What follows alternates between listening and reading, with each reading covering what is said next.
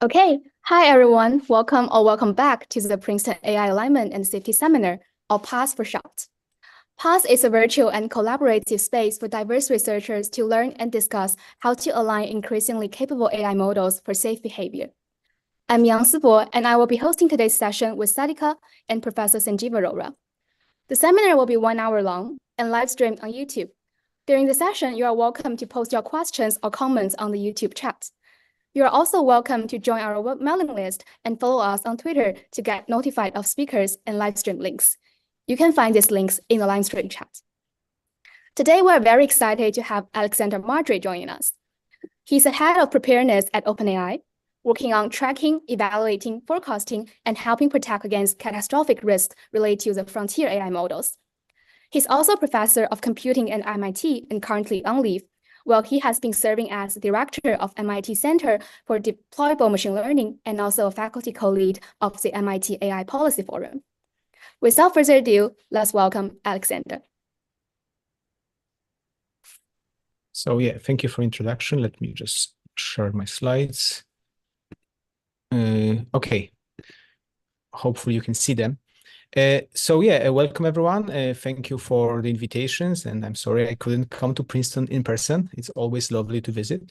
So what I wanted to do today is tell you a little bit about some of the topic I'm thinking quite a bit about recently, which is the AI preparedness, and in particular, I tell you in the process of what my team at OpenAI, which is called the preparedness team, is actually doing. So actually, my goal here is just to use my talk as a way to set up the background. So it probably will not be super long because I really want to leave a lot of time for questions. So I'm really looking forward to these. Okay, so let me get started. So when I think about preparedness, I really want to always start with this reflection that we live in truly incredible times. I don't think there was a time like that before, or maybe that's how everyone feel, every generation feels from time to time. I guess it's a good thing. So we have computers who not only can win with us with in such a complex game like Go, but actually can discover new strategies. They can teach us how to play this game better.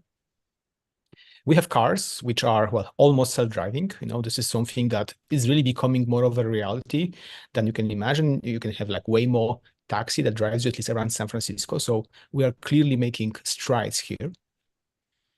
But, then we have things like ChatGPT, right? So November 30th, 2022, I think it was a very interesting time for many of us. And many of us actually woke up to realize that, okay, all this progress on AI, which, by the way, was happening at least for a decade before, we finally could realize what it actually means. And it all became much more tangible.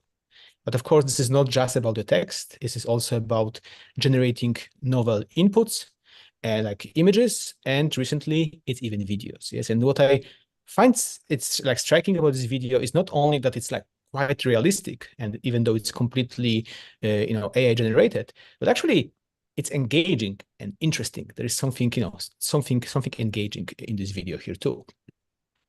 So that's great. And, I like how my colleague at OpenAI, Jan, kind of summarized it in his tweet when he just essentially says, humans build machines that talk to us like people do, and everyone acts like this is normal now. It's pretty nuts.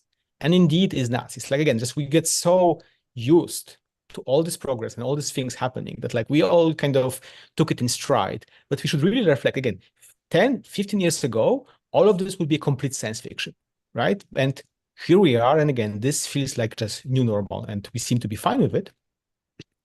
So, that's great, and I could just conclude this talk by saying, hey, all this great progress is happening, essentially, and we are all headed for this AI-driven utopia, in which we will be living, happier, more productive, more fulfilling lives.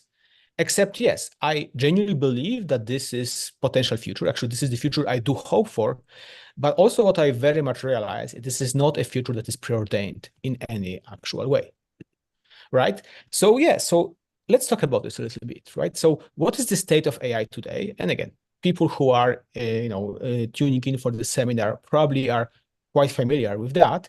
But actually, like, really, like, it always resonates with me to go with the Shogot meme here. Yes, like, kind of the reality is that we have these monsters, lurking somewhere in the cloud that are these like powerful models, and they seem to be like very friendly and they seem to be doing very interesting things, but like we don't really understand. This seems to be a new kind of, new species that we kind of arrived to Earth, even if we created ourselves. And we kind of, well, we essentially like feel about it a little bit like this is how they look, even though that's not how they look like. Right.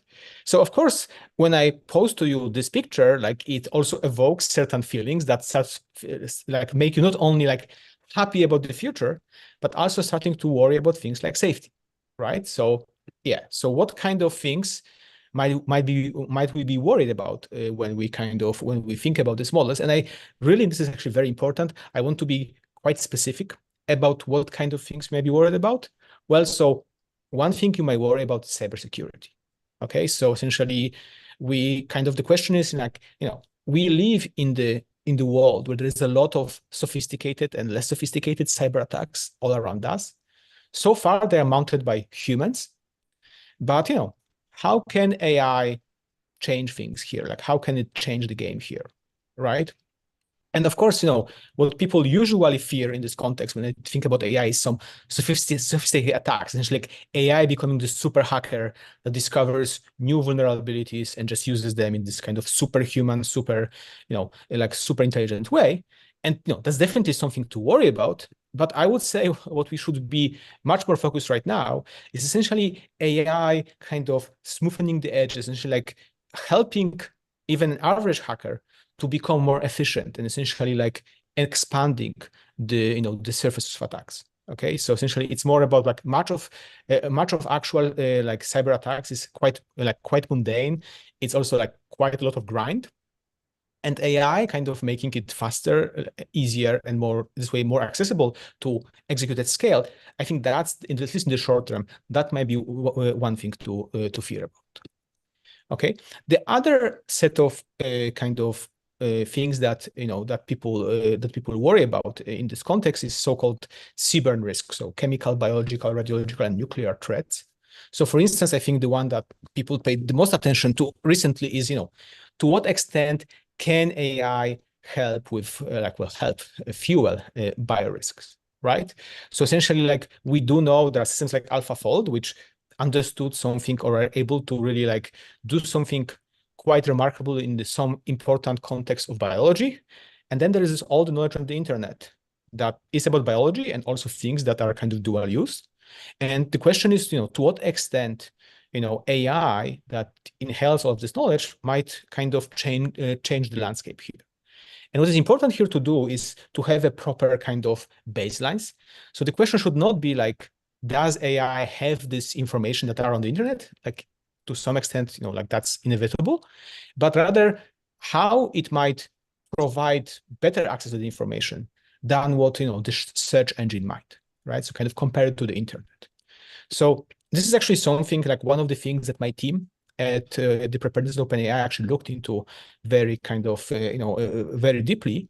And we published a report about this that you can read. But like the answer is that so far, this marginal risk seems to be like unclearly significant here. Like, again, this does not mean that we should just say, okay, it's all good. We should dig more. And there is a number of ways in which methodology can be refined, which we are working on. But at least this seems to be the update at this point. Okay, so that was about CBRN threats. So the next thing that people worry about is individual's persuasion. Okay, so the question here is to what extent, like we know that there are influence campaigns going on run by humans to affect our beliefs on different on the variety of issues. Now the question is, to what extent AI can be a game changer here? Like, can it maybe generate more persuasive content in some ways and kind of really like, reform the whole landscape here? And the answer seems to fact that's also another thing that my team in particular is looking into is, and the answer is that essentially not really, at least not with the technology right now. But again, that's something that's important to track. And this brings me to the last kind of category of risk that I just wanted to call out explicitly, which is like model autonomy. And essentially the question here is, can and will, AI try to kind of race against us? I guess that's the worry. So kind of course, the prototypical worry here comes from the, the 2001 Space Odyssey movie by Kubrick about the whole kind of rebelling against its creators.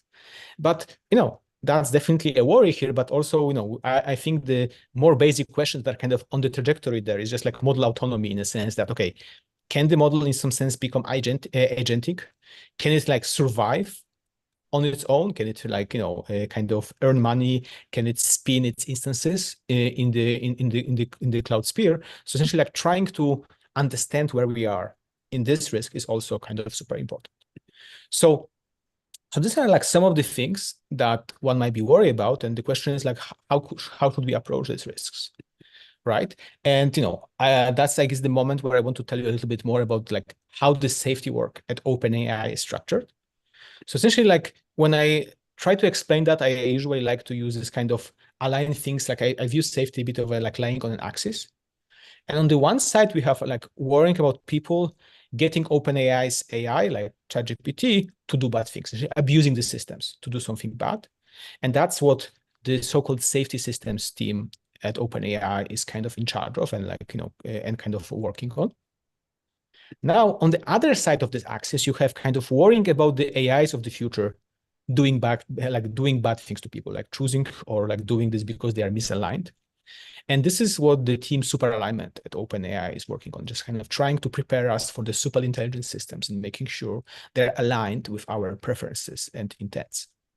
So what it leaves is essentially like worrying about essentially people using AI developed essentially as a technology, because it's technology, and kind of misusing it to like do some bad things. And in particular, using the frontier systems as developed by AI, by OpenAI and other companies, and kind of like trying to understand to what extent it is a game changer in this negative sense of this world.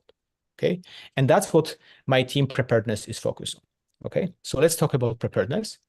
So what does the team preparedness really do? So everything we do is really like revolving around this notion of catastrophic risk. So I gave you examples of 4 types of catastrophic risks earlier on, but this is kind of anything that like is significant, loss of life, or like, essentially has some significant economic impacts. And what we want to do is we want to be able to evaluate this risk, like thinking for the current model, like what, to what extent, like putting the numbers, to what extent they pose, like the current systems pose these catastrophic risks. We want to be able to track them, to know like what are the trends, like how things kind of are changing over time, and also forecast them, because for some of these risks, like we need to know earlier. Just realizing, oops, there is this risk now, might be a bit too late, and because we need to make some put some mitigations in place in the future, in advance. So that's why we need to be able to forecast them ahead of time. So it's like evaluation, tracking, and forecasting. And of course, to do it properly, we really need to have concrete procedures, infrastructure, and partnerships to essentially make sure this works and actually works reliably over and over and over. Okay. So kind of the guiding principle of how we approach this challenge, this is the goals, what is kind of the guiding principles is kind of, it revolves around this whole kind of philosophy of OpenAI of iterative deployment, that you essentially carefully deploy the systems to understand, well, both the opportunities, but also the landscape of risks, and also help the world realize what might be coming, right? So also this aspect is important. So the important principle that we kind of try to expose is, first of all, we want to be driven by fact and science. We really want to build science of these evaluations, of risk estimation, and kind of rely on, as much as possible on facts. We want to be proactive about risk mitigation. So essentially that goes back to the forecasting aspect. Is that we want to ahead of time plan for things that might be necessary in the future. So kind of things are in place when we need them. And really we want to be think holistically about the risks and benefits, because I think the safety conversation is only really relevant if it kind of, there are 2 sides of this kind of the trade-off. It's just saying, because no, we are building the AI technology for some reason, for some positive reason. And that's what we should be kind of understanding, how it trades off with potential risks that arise.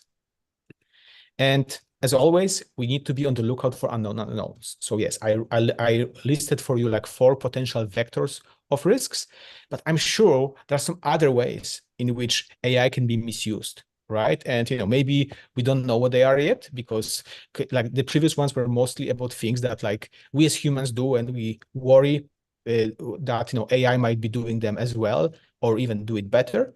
But probably there will be some new ways that we as humans never done that might be relevant here. So we really need to be kind of always second guessing ourselves. Is there a vector we are missing? So in particular, we also like, just as we were thinking and trying to formalize more what that mission is like we released this preparedness framework, which is a beta, because we think that we are still will be need to modify it as we learn more how to do it properly, how to do it right. Because again, we are all new to this. We are building the plane like as we fly. And so essentially the goal of this document is operationalizing the preparedness mission. So I really invite you to take a look at that. So the other thing that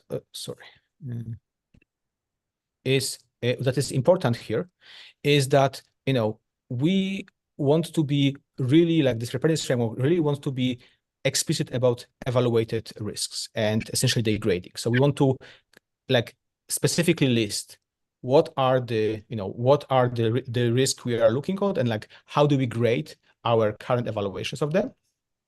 We also want to establish like safety baselines and also a governance, because again, just doing the science part, it might not be enough. You also want to be able to kind of make sure that this understanding feeds into what the actual decisions about deployment are. And to this extent, actually, we created this cross-functional advisory body in the company, safety advisory group, that kind of helps us do that. And again, we also do more of like, again, looking for unknowns, safety drills, and audits and all of that. And again, as I already mentioned, this is meant to be a living document. So because we surely will need to update it as we go. Okay, so that's, by the way, what preparedness is doing. And by the way, I invite you to apply to this team. We are hiring. There is just sorry. There was a malfunction. So you are more than welcome to apply, and yeah, we are looking for people. We are a very interesting and I think fun team to be on. But like, as much as kind of we talked and care about here about safety, I really think that it should not be only about safety. Okay, it really should be about preparedness as a kind of a broader concept, even broader than what the team is doing. And what I mean is saying, okay, yes, we definitely, as my team tries to, we want to make sure to be prepared to mitigate the downsides of AI. But I think it's really important is that we also are prepared to realize the potential upsides of this technology. Okay, because yes, there are many potential upsides. So just to name a few, right? Like the transformation of the transportation is like how we kind of how we get from place to place. Again, many of my friends in San Francisco just use way more day to day, and it seems to work, right? Like it's quite incredible, right? The other thing, of course, is ChatGPT or similar products kind of allow you to really cut down on some of the tasks that like I don't think we particularly enjoy doing, and you can actually automate or at least make them easier and less annoying by doing that. But also like think about potential impacts on healthcare. It's very tricky to make sure that these impacts realize, but I think the benefits there will be tremendous. Then there is a question of education. It's like, to me, one of the most exciting things about AI is this the future in which each and every one of us, no matter where we were born, has this like personalized tutor, someone who kind of provides us with guidance, helps our learning and decision making, and is adjusted to our particular, strengths and weaknesses. I think this is like tremendous. This has a tremendous positive, potential of positive transformation for the world.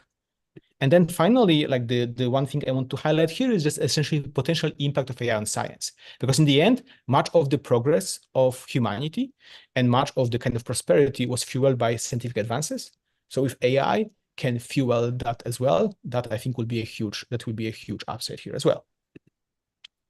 So yeah, so there are kind of all these upsides that I think we need to be kind of prepared how to make sure that not only they happen, but also that they are, kind of distributed in a relatively like broad and inclusive way.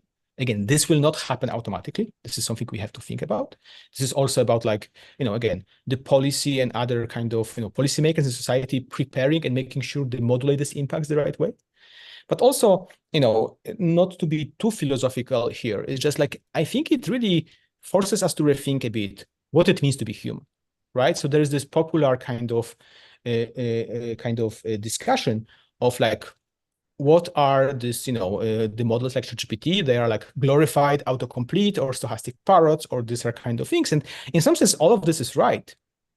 Except, again, this is the things that Head's wonder is, well, to what extent are we as humans different? Yes, like, can we be modeled as just like, essentially these models that, kind of based on all of our context of like our lives up to now and the particular conversation we are in, that we just like, when we talk, we produce just the most likely token there? Again, probably not, but I'm just thinking, I think there is something interesting to try to really confront when we are thinking about that. And just like, that's something that I find like we should not shy away from. And I think the final point I want to make is that AI will change just about every aspect of our lives. Like, I say it with absolute certainty. Like, even if we stop the progress on AI right now, there was no more AI research, just the technology we have right now, as it percolates essentially through our society, it will change everything, right? So one of my other colleagues at OpenAI says something like, okay, this might be the last generation of essentially humans for whom it's obvious that the apex intelligence is, is just humans. And the future generation might be natural for them to live in a society where there are like other types of intelligence, maybe not better, but just different, not clearly dominated by the human one. Is it a good world? Is it a bad world? I don't know, but it might be the world that we are coming. And again, we need to prepare for. And essentially, so yes, so I think the change is coming, but again, change can be good or can be a bad thing. So I think we really need to be prepared. And that's what I really view as a role of preparedness, is to make sure that this change is for the better. So that's essentially all from me. And I'm just, I would love to engage in some questions. Hi, Alexander. Thank you so much for this great talk. I think it was a really great overview of what the team does, and we all appreciated hearing a lot from maybe ideas that are maybe a little more internal. And we're really grateful that you were able to make the time to come on. So we've collected a couple of questions from the audience, and we've also written a couple of our own. So we'd love to just fire away and maybe put you in the hot seat a little bit. But the first question maybe is more about exact logistics for the preparedness team. So one thing that the preparedness team intended to do from the website description is to have a scorecard for each model that measures things like how well the model can persuade humans or act autonomously and so on. And how frequently do you think these scorecards should be updated, given the cost that it kind of takes to do these human experiments in the way that you described, assessing the biological threat? And also, do you think it's important that OpenAI evaluates models from other organizations that are very performant? So yeah. Okay, so there's a couple of questions here. So let me take them one by one. Right. So essentially, how often should we kind of produce a scorecard? I think, as often as it should be, right? Now, of course, what does it mean should be? So definitely before any release of any major kind of improvement to a model, like any new model, we definitely want to do that. The other thing, and we are mentioning this in the preparedness framework, is also like essentially whenever there's a significant uptick in a like effective compute of a model, we also want to run this. And yes, the costs are sometimes kind of non-trivial, but well, I guess the good thing here is that compared to the price of training this model, this is still a acceptable fraction. But just yes, I think there is also, even here, there is like a spectrum. Again, to me, everything is like safety is conversation about trade-offs. And essentially what you can say, okay, well, maybe you cannot afford like on the checkpoints on the model, like to run them too often, like this full-fledged thing too often, but you can have some automatized evals just to make sure you take the temperature and doing the big kind of the whole panel of evals only at the end. But like you want to also like, keep your finger on the pulse. So that's kind of the philosophy that comes here, just saying, again, we want to make sure we kind of keep track of the risks as they evolve. And, and then we kind of make sure that this is feasible, because again, having safety that is not implementable is not safety at all. But, as you can imagine, OpenAI is very committed to this, and, it's willing to do what it takes to make sure we do the right thing. Now, the second question, which is, I think, a very interesting question, is, to what extent OpenAI or other kind of leading AI, like frontier AI labs, could kind of evaluate the kind of the safety of other companies' model. I think it's a very interesting idea. There's a lot of practical problems with this. Honestly, for better or worse, it's also a somewhat kind of competitive business. So there's a lot of, I think reasonable concern about that. But like it would be in some sense from the pure question of like, okay, to be able to really fully evaluate the model, you really need to be able to push it to the limit. So first, the good thing is that like we at OpenAI, and in particular my team, is becoming very adept at like pushing our models to the limit. That's like we build them, and we kind of know how to push them to the limits, and we really are trying to do this. But like barring us, the next kind of people who probably know this the best are the people in other frontier AI labs. So I think there will be a lot of kind of, that would be good. But again, there's a lot of other problems here due to the competitive nature. Actually, my hope is that, there is, AI Safety Institute, that they will create methodology, and maybe we'll have like a whole ecosystem of third-party auditors that like will really kind of be kind of able to do this work as well. But like, that's an interesting thought. I think this was discussed a couple of times in the past. It was not during my tenure at OpenAI. I just think just like in the end, it didn't happen because of like this natural concerns there. Yeah, that makes a lot of sense. In light of those concerns about competition and maybe revealing IP beyond what companies want to, do you think that it makes sense for the preparedness team to be a separate nonprofit that operates independently of any particular company, and thus maybe has free reign to access every company's development techniques and things like that? Okay, so yeah, I will go back to my saying everything is a trade-off, right? Like I think there is definitely a room, and again, between the AI Safety Institutes and the third-party auditing ecosystem that like I think should be should develop, right? Something like a like non-profit preparedness kind of like definitely would have and should have maybe a room there. But again, the thing that we trade by not being kind of a non-profit that is outside of of OpenAI is, yes, so we cannot access all the models, but we get very deep read on the OpenAI models. Yes, like we really, it's not only that, remember, this is also the other thing that is very important for me to that people understand, is like the best safety is not that there is like the guard that just like kind of looks over the like whatever everyone else is doing. Preparedness and safety should be a concept that the whole company embodies. It's like I want the engineers developing the systems think about that, and I think this is something we are succeeding at with preparedness at OpenAI. It's just like with the preparedness framework, which was adopted by the whole company. It was not just like mandated by the preparedness or anything.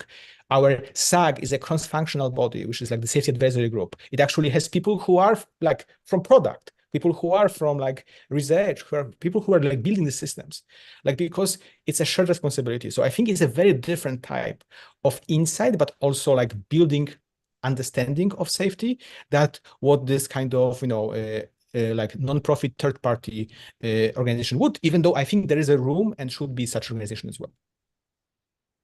Okay, thanks for the great answer. I want to ask some more questions from the risk evaluation side. So how does the team currently intend to account for other factors in evaluation? For example, when you're considering preparedness, persuasiveness, maybe here's actually a question from the audience. Maybe the model can generate some very persuasive content, but the time for the model to generate such content may be much higher than for an average human being. So how can you calibrate the risk to actually claim that this is a risk which is more effective in the model compared with current existing art, for example, human or other technologies? How do you do this kind of calibration? Well, so actually, I'm not sure I understand the specific point about the time needed, but like in general, like this is how we work. It's just like I always want people to work from backwards. So again, we are worried about persuasion, I know, cyber, kind of AI and cyber. So let's start from a specific scenario. Like, what are we worried about happening? Again, AI just like mounting, like, you know, kind of a cyber attack on our kind of, you know, a critical infrastructure or something, right? So then we talk to the domain experts, like people who actually like do cybersecurity, like, how does this attack work? Like, what you need to happen? Like, what are the things that have to happen fast, have to happen slow? Like, essentially, like you really understand the dynamics of this, and then propagate back thinking, okay, so where could AI be a game changer here? Like, what could it fuel? What could it improve? But like, it's always like you work closely with domain experts, because again, I don't want to have just hypothetical scenarios. I want to have like as close to possible to reality. And again, there's a challenge because domain experts understand the domain very well. They understand AI that well. So they might not realize that AI might be useful in something that, because, you know, that's not how they think about AI. Of course, for us, again, and some of the domain experts are on our team too, but like I'm just saying, for the coming from the AI side, it's like we understand quite well how AI can be used, but we need to understand the domain. So there is a bit of like a lot of dialogue that has to happen. And that's what we are also building, is just like both, again, internally and externally, just making sure we understand kind of each other, so we can really have a very realistic scenarios that we want to test. Because in the end, like we need to have like specific tests, and you want it to really capture the realities as opposed to our imagination of reality. I see. So if I understand correctly here, you are mainly trying to evaluate how the model can improve upon the current domain experts to make the, for example, for the risk stronger. Have you also tried to calibrate on how it improve over average human beings? No, yes. So all of that, I'm just saying you work with domain experts to understand exactly, like, so if you look at our biorisk evals, there are like two things you evaluate, saying how much they help the experts to do, like, to answer the questions better, but also how do they help non-experts in doing that? Because exactly, we talk to domain experts, and they're worried on one hand, they're worried that, oh, like the experts might become more efficient or kind of like better at this, but then it's maybe like, you know, essentially you will expand the pool of people who can do it, like do some bioweapon construction to begin with. And again, this comes from the domain expert conversations, but no, it's not only about experts. It's about exactly that. It's just like, what could be the vector of risk here? Where it could be coming from? And again, what role AI can play? And you want to be very concrete, and it's very domain specific when you ask these questions. Okay, yeah, that makes total sense. And also, how would you say like the current academia can get involved in this process? Because we all believe this is very important topic, like the fall risks are very important risks. Do OpenAI or the preparedness team have support for the academia to gain some access to help you in the evaluation of the process? Yeah, so we talk to academia, again, just like there is separate red teaming process, which is not run by us. It's just the other part of the team that like engages with academia and others to exactly like get help, and also honestly like different pair of eyes and kind of different perspective to do it. So we as preparedness don't do that part. Like OpenAI does, but we just don't do it. The way we engage with academia and, you know, other kind of external organizations is just around this like domain experts. It's like there's a lot of academics who study these questions, and they are like really, you know, really great source of information and insight of like how to think about the space and so on. Yeah, thank you. Awesome. Yeah, so we're also curious about kind of the preparedness website mentions some safety drills. So the idea is that, to take a quote from the website, fast-moving emergency scenarios and the corresponding responses from various stakeholders are kind of simulated and played out in some way, where for cases where there may be a fast-moving threat that emerges. Could you give some examples of what that might look like, and how it's possible to coordinate across different companies and governments, maybe even, in order to do this kind of safety drill? Yeah, so okay, so where is even the safety drill kind of idea coming from is that, like, in the end, you know, safety is also about the process. Like, people need to know what they're supposed to do.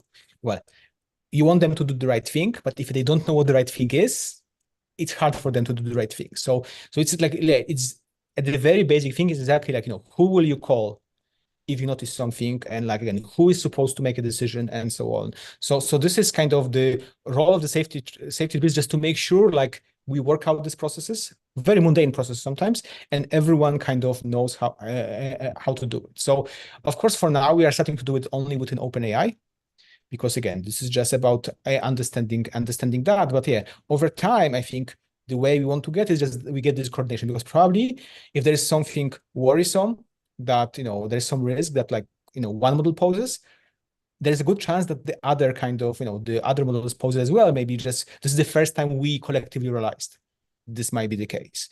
And again, most of these risks probably are not something that requires like rapid response, but some of them might, right? Especially like, this is the important thing, is just like I always say that like, I think the most consequential decisions and kind of recommendations that preparedness team does is not when they say, oh, we have a risk here that is kind of high.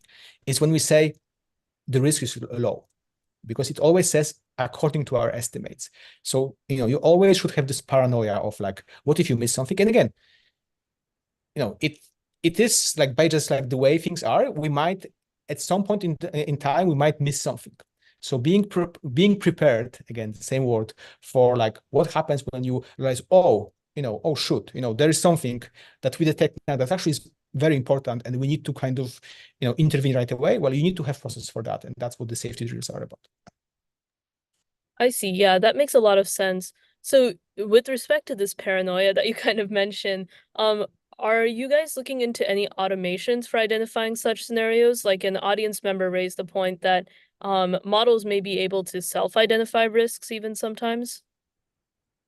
Yeah, so that's an interesting thought. Like, I think definitely there's a room for that.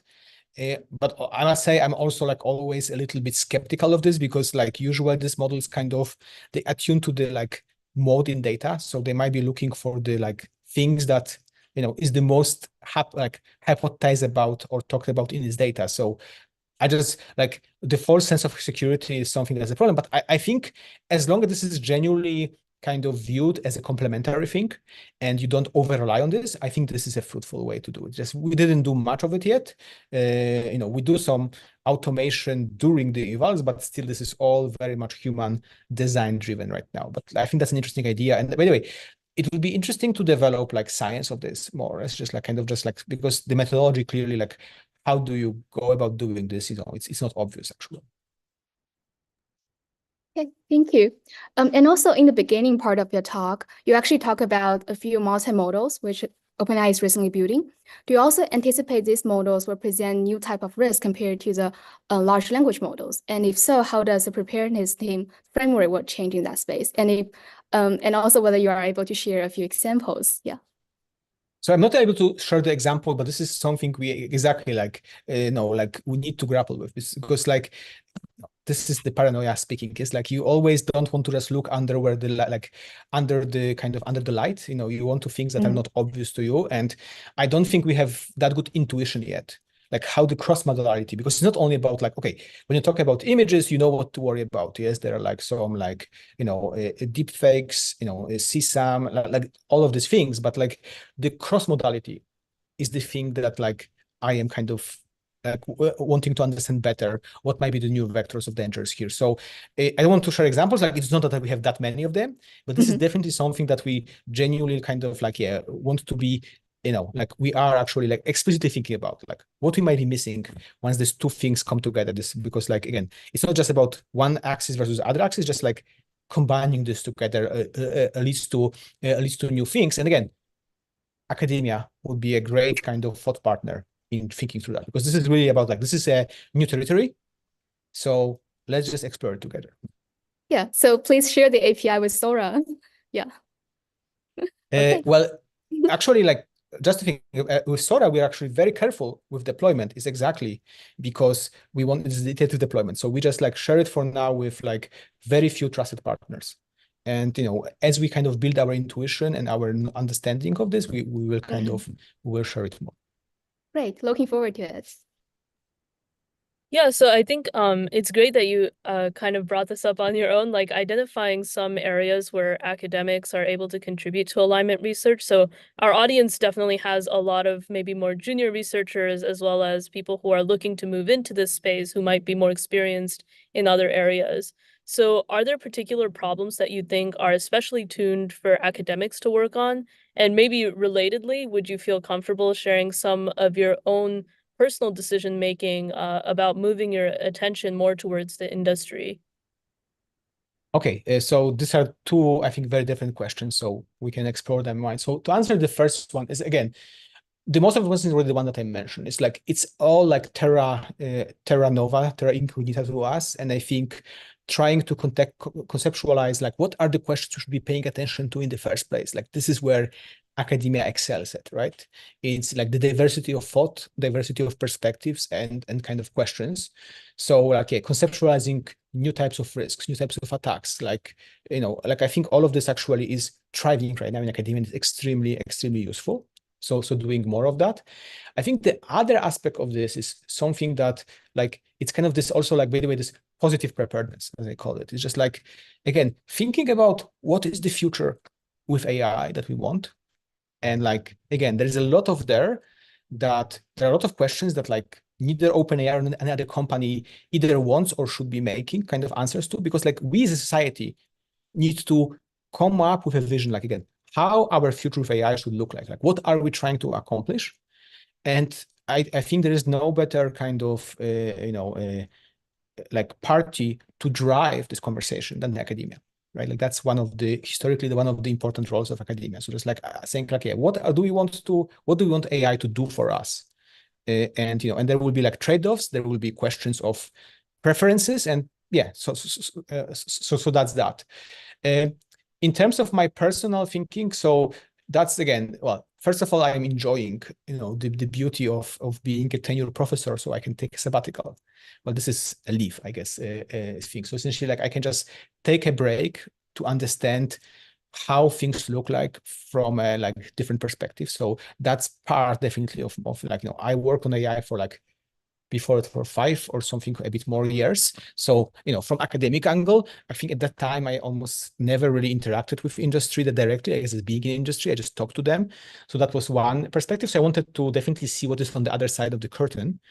But the other reason why is that, like, again, since I started working on AI, I knew that this technology is kind of going somewhere. Like this is like really very important technology. But recently I realized that like this progress, like this is, like as I mentioned at the beginning of my talk, is really happening. And again, I actually, even before joining OpenAI, I started working on AI policy and so on, because I realized, yeah, there is something we need to prepare for, and like the time is now. And I realized that like being at the company that's developing this technology, I can have much more direct impact to make sure that, again, this story ends well, right? Like the story progresses well. So that's kind of why I created the preparedness team. And, again, didn't have to push far. Like there's a lot of support for this the company. So that was the motivation. I'm definitely enjoying the ride so far. Okay, thank you. Thank you for sharing. And also, I think across your talk, one of the main point is that AI will change a lot of people's life. So I think preparedness is doing a great job, like by telling people there are such kind of risk and we want to be prepared for them. But also, do you spend other effort focusing on educating people of these changes? Instead of like sharing the technical reports, well, maybe less researchers we can easily read. Do you also want to broadly impact like the average people nowadays?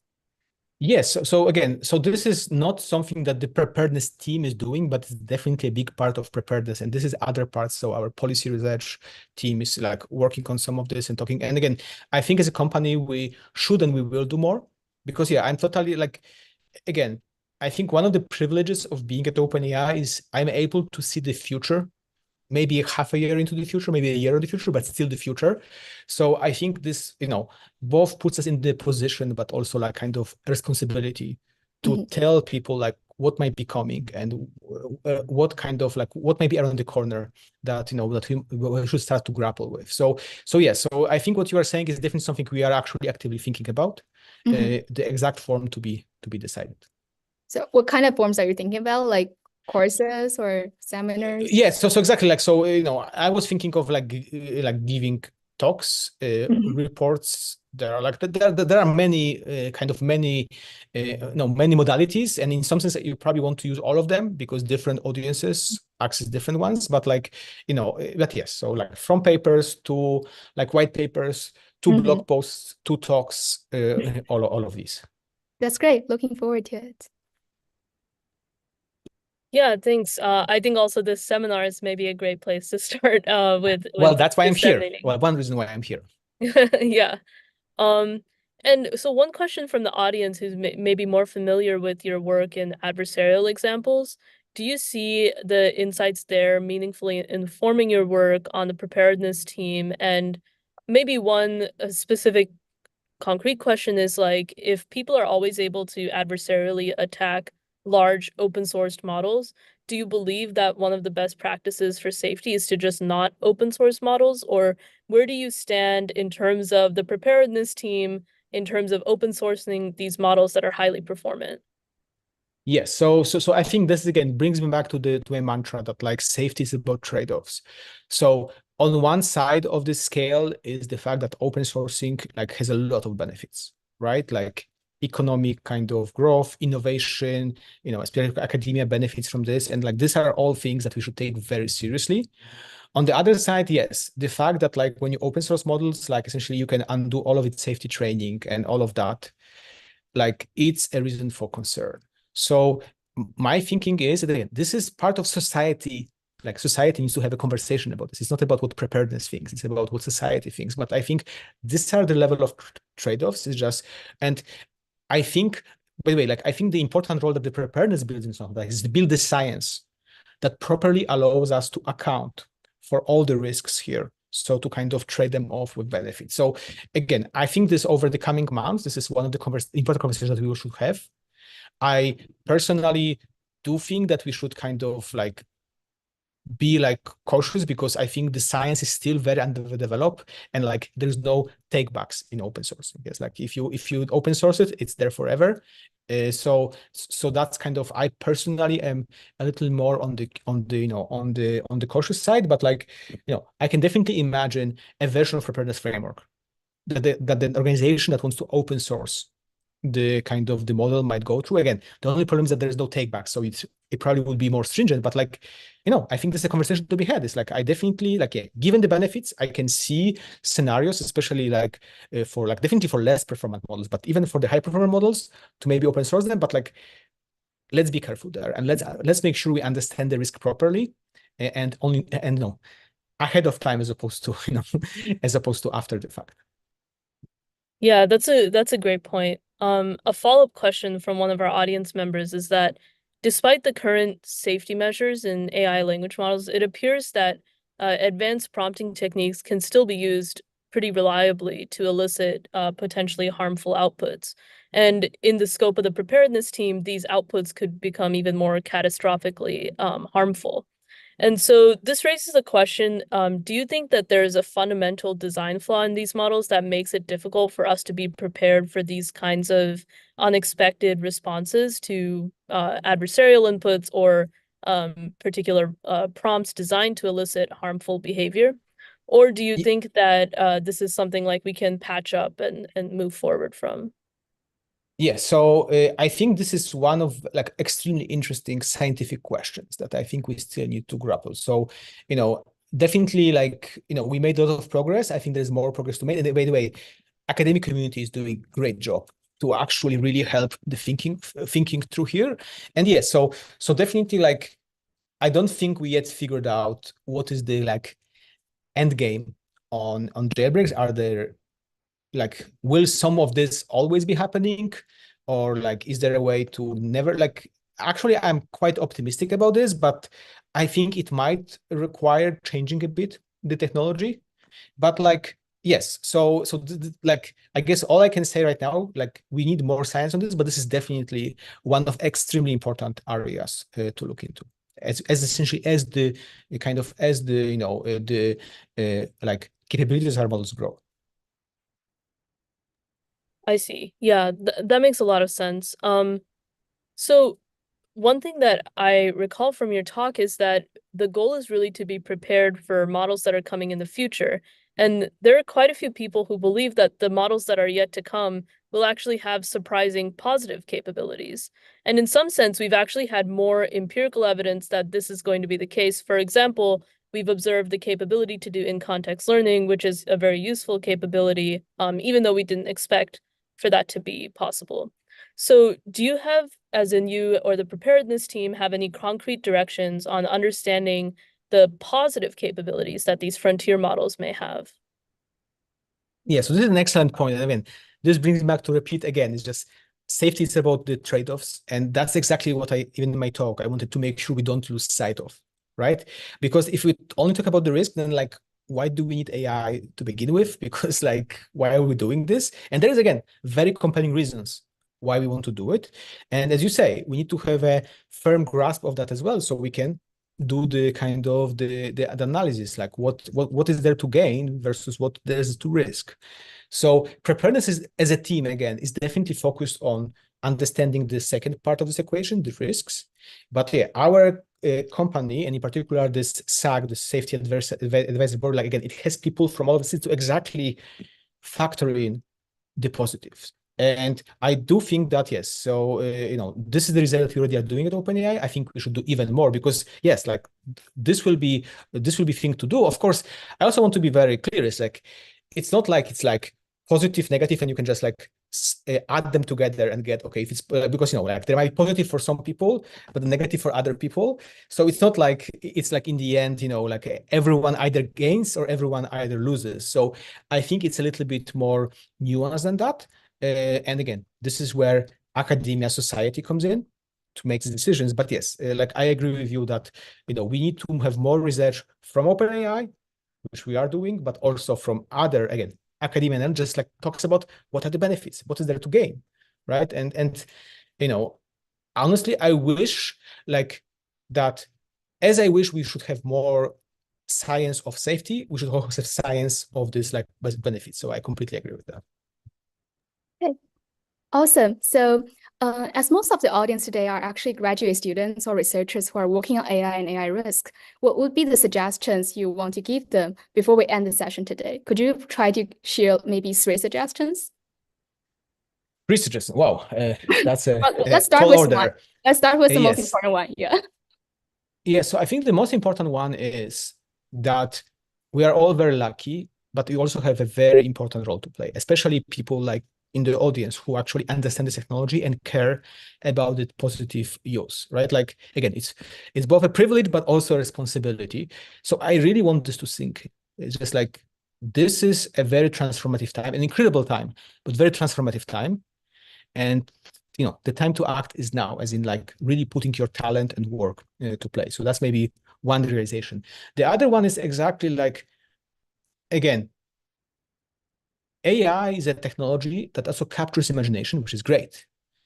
But it's important that we don't get carried away by our imagination and kind of like lose the grounding of what's actually happening, what's to gain, what's to fear, and so on. So I must say, I am not particularly happy with the track record of society, and also like academia actually played a good role here, but like still could better in terms of like going with the hype, which is both the hype about the risks and the hype about the positives. And one of my personal missions is to change that on both sides. So I think, again, this audience is the one that will actually carry out this transformation. It's just like, let's try to be pragmatic about this, because we need to be pragmatic, because this is our future, right? So how do we like thinking about this is just like, it's not just about, empathizing with particular point or worrying about stuff. Yes, you need to do that. You need to care to do the work, but like, then something a bit more like scientific and measured and and kind of pragmatic has to kick in. So that's kind of that. We should just try to get in this mode. And the third one is, yeah, I really think that as much as there's so many incredible things that this technology can do, I think we only scratch the surface. And again, I don't want to sound like like an old guy right now. It's just, I think in some instances to you to discover this. So just like, as much as, I can dispense my wisdom of what are the important questions and so on, I think it's very important to just like have this mode when you just sometimes ignore it and just look for your answers as well, right? So I think there will be both on the positive and negative side. There will be things that we are not thinking about right now. And I just don't want us to, especially again with AI, has this tendency that like people a little bit get into groupthink of, okay, these are the questions to study, so we all study them. Like, yes, we should do that, but just like, don't be afraid to be of an independent mind and kind of think about something else. Again, stay grounded in science, right? But like, again, it's good to have some idea, some like vision, but stay grounded in science. But like, this is very important because like, I just cannot emphasize this enough, like how much I feel we don't really understand what will be the biggest transformational effect that AI has. As much as the things we do think about will have transformational effect. So yeah, how about that? Yeah, that's a really great perspective, I think, for everyone to keep in mind. And I love that you've identified our audience as perhaps some of the move makers in this space. I think just to, as a final question, maybe to wrap things up, there is a lot of mysticism around the preparedness team and I guess OpenAI in general.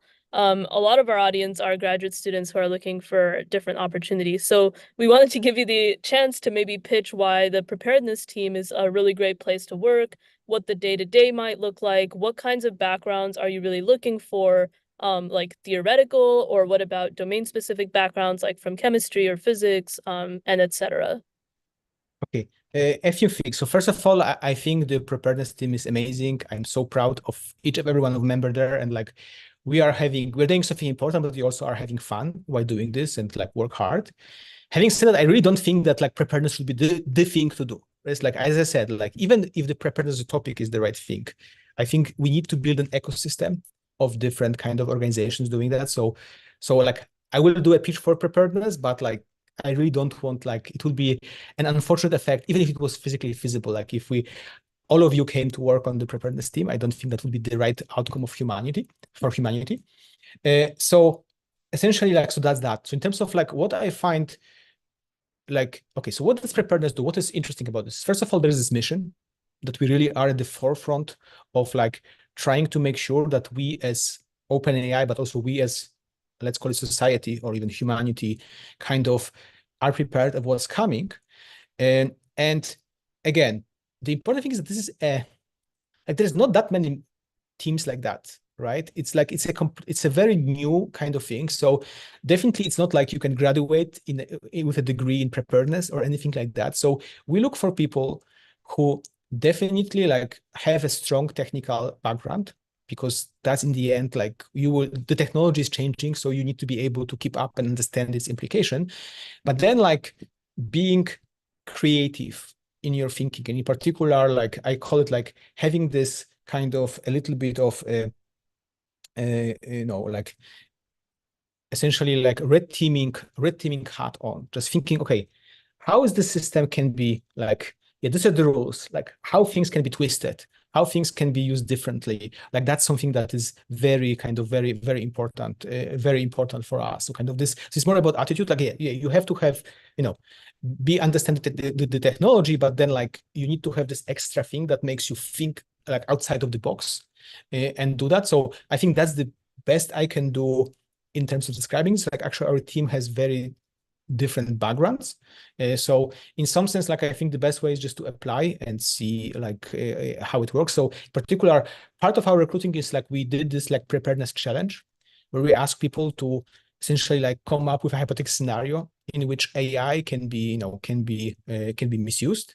And the reason is just for people exactly to kind of engage with this like thinking about like what can go wrong and so on. And that's kind of part of our actual recruitment part. So that's kind of who are we looking for. And again, like we actually have quite diverse team in many meanings of this world, but like, and what is fun about preparedness, again, you have I think, very important mission, but also like you get to play with the newest toys that OpenAI do. Yes, because you need to be like at the forefront of what's happening, and then you need to figure out how to push it to the limits. So you really have to get very kind of intimate with the like cutting edge technology that OpenAI is developing. And I must admit, it's kind of fun. Yeah, I think that's a great answer. So thank you so much for coming on for our past seminar today. I think we're just about out of time now, so we're really grateful that you were able to come on. Thank you so much for answering our litany of questions. It was great. And yeah, so thank you everyone for watching. If you're interested, please join our mailing list and check out the next few speakers on our website. So yeah, thank you.